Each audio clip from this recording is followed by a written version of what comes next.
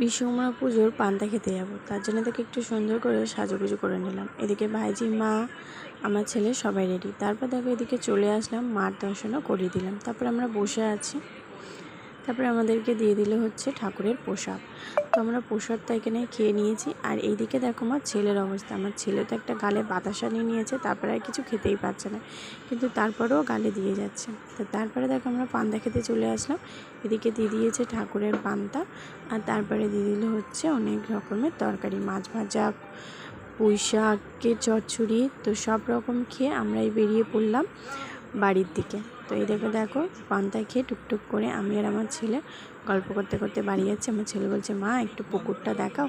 তো তার জন্য একটু তোমাদেরকে পুকুরটাও দেখালাম। এদিকে দেখো মা, ভাইজি আর আমার ছেলে তো এতই দুষ্টু, ছুট পাড়াপাড়ি শুরু করে দিয়েছে।